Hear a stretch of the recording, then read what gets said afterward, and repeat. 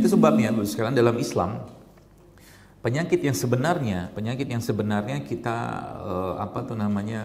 kita justru malah harus ambil perhatian penting ya daripada penyakit fisik, justru malah penyakit yang hubungannya dengan hati.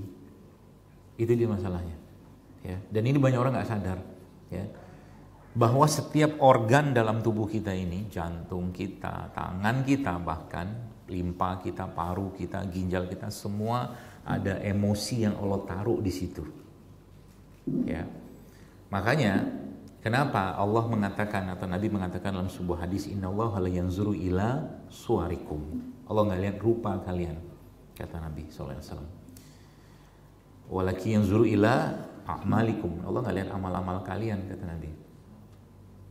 Terus kata Nabi, ya terus yang Allah lihat apa gitu kan?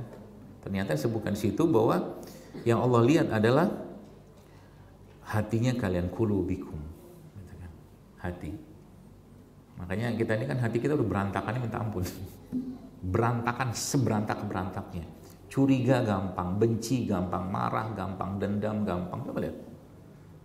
Zaman sekarang ada istilah itu ya, baperannya minta ampun gitu kan. Akhirnya apa?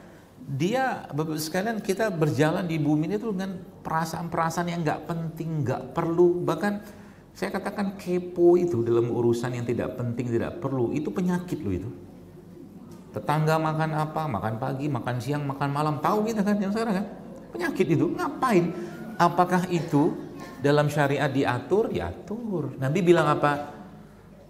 Salah satu tanda keimanan seseorang adalah dia meninggalkan hal yang tidak bermanfaat. Meninggalkan hal yang tidak bermanfaat itu juga salah satunya apa? Salah satunya adalah meninggalkan hal-hal yang bukan atau tidak menjadi urusannya dia. Gitu loh. Kalau bukan urusan dia, nggak usah dilihat, nggak usah didengar. Gitu loh. Baru tenang hidupnya. Zaman dulu coba lihat, nggak ada penyakit-penyakit kayak sekarang. Ya, nggak ada handphone, nggak ada sosmed, nggak tahu kita urusan orang apa. Kita sibuk urusan diri. Bukan kita tidak perlu dengan orang, justru malah kita sangat peduli. Ya, di kampung saya dulu itu subhanallah kalau sudah meninggal gitu kan, maka biasanya salah satu kebiasaannya itulah membawa beras. Ya kan? Sekarang nggak kayak begitu. Kayak gitu. Jadi akhirnya satu sisi ada peradaban yang semakin maju, tapi yang semakin tergerus justru malah adalah hatinya kita.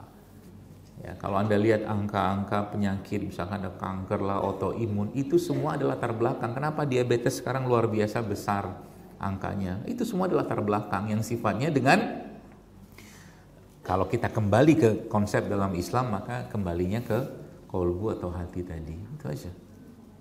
Ya.